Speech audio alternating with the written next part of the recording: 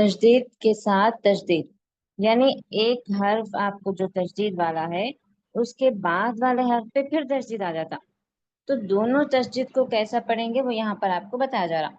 تشدید والے حرف کے ساتھ ہی دوسرے حرف پہ بھی تشدید ہو تو اسے ایسے پڑھیں، عین لام زیر عل، لام یا زیر لی، علی۔ تشدید والے حرف کو کتنے مرتبہ پڑھیں گے؟ 2 مرتبہ جی۔ 2 مرتبہ۔ تو پہلے لام کو عین سے ملا کے 1 مرتبہ، پھر لام کو یا سے ملا کے دوسری مرتبہ، ہو گیا ہے 2۔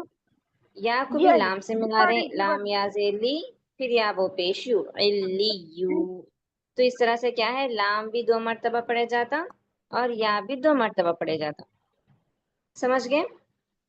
عین لام زیر عل، لام یا زیر لی، علی، یا وہ پیشو علیو، نون زبر نا، علیون۔ اس طرح سے پڑھیں گے بار بار ایک دوسرے سے ملاتے ہوئے، اور ایک بار کیا کریں گے، سختی سے پڑھیں گے۔ ٹھیک ہے، 2 چیزوں کا خیال رکھنا تشدید میں، علیون ایسے پڑھنا۔ اس کے بعد کا سبق ہے مد کا بیان۔ یہ جو قاعدہ ہے یہ حروف مدہ کا ریلیٹڈ ہے، حروف مدہ سے یہ قاعدہ بنتا۔ پہلا دیکھیے، حروف مدہ کے بعد حمزہ اسی کلمے میں ہو تو مد متصل مد واجب یعنی اہم ہوگا۔ سب سے پہلے حروف مدہ کتنے ہیں؟ 3 3۔ کون کون سے؟ الف الف یا یا الف یا واو۔ الف مد یا مد و مد۔ تو ان 3 مد کے بعد حمزہ آیا اسی کلمے میں، یعنی اپنی اصل شکل میں، یا یہ ایک ہی لفظ کا حصہ بن کے آنا، ایک ہی لفظ کا حصہ۔ اب دیکھیے مثال کے طور پہ یہاں پہ جو آپ کو یہ بتایا جا رہا، یہ ایک ہی لفظ ہے، جا یعنی آنا، سیئت سوء، یہ ایک ایک لفظ ہے۔ جیسے پنکھا، کرسی، دروازہ، تخت، گھر، یہ ایک ایک کلمہ، سمجھ رہے ہیں؟ اب آپ کو عربی کے معنی نہیں معلوم رہتے، کون سا جملہ ہے، کون سا کلمہ ہے، کون سا لفظ ہے، آپ کو سمجھ میں نہیں آتا کیونکہ ہم عربی نہیں جانتے۔ تو اسی لیے کیسے سمجھنا ہے اس کو، حمزہ اپنی اصل شکل میں رہنا۔ یہ جو حمزہ ہے یہ اپنی اصل شکل میں ہے، حروف مدہ کے بعد حمزہ اسی کلمے میں، یعنی اسی کلمے کا حصہ بن کر اپنی اصل شکل میں رہا تو وہ کہلاتا مد متصل۔ کیا کہلاتا؟ مد متصل۔ مد متصل۔ مد متصل۔ اس کے بعد حروف مدہ کے بعد حمزہ دوسرے کلمے میں ہو تو مد منفصل مد جائز ہوگا۔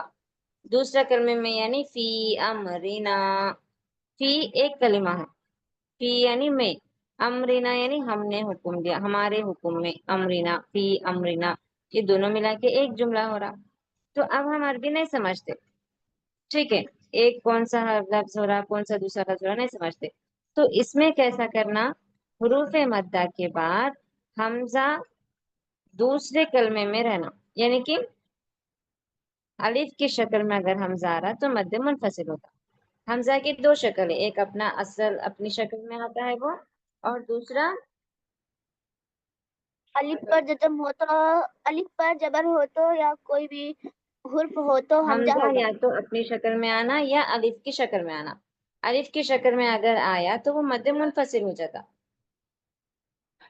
ٹھیک ہے، الف مد یا مد و مد، ان تینوں کے بعد حمزہ اگر اس طرح سے اپنی شکل میں آ رہا تو یہ مد متصل۔ حروف مدہ کے بعد حمزہ اگر دوسرے کلمہ الف کی شکل میں آ رہا تو یہ مد منفصل۔ سمجھ گئے یہاں تک؟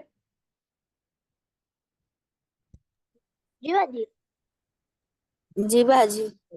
اس کے بعد ہے حروف مدہ کے بعد والے حرف پر اگر جزم یا تشدید ہو تو مد لازم ہوگا۔ حروف مدہ الف مد یا مد و مد کے علاوہ کھڑا زبر، کھڑی زیر، الٹا پیش بھی حروف مدہ ہے۔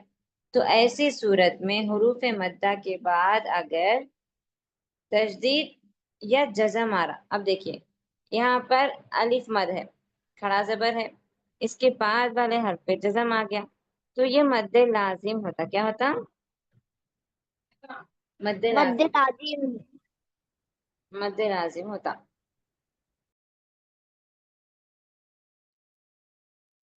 مد متصل حمزہ اپنی اصل شکل میں رہنا. مد منفصل حمزہ دوسری شکل الف کی شکل میں رہنا. اور مد لازم میں حروف مدہ کے بعد والے حرف پہ جزم یا تشدید رہنا. سمجھ گئے؟ حمزہ جی الف کی شکل میں، حمزہ خود کی شکل میں، اور جزم یا تشدید کس کے بعد رہنا؟ یہ الف کے بعد حروف حروف مدہ. حروف مدہ میں کیا کیا چیزیں آتی ہیں؟ الف یا واو. اور الف سے پہلے زبر ہو تو حرف مدہ ہوگا. یا سے پہلے اور زیر ہو تو یا مدہ الف ہوگا. الف مد یا مد واو مد کے برابر کیا ہے؟ اور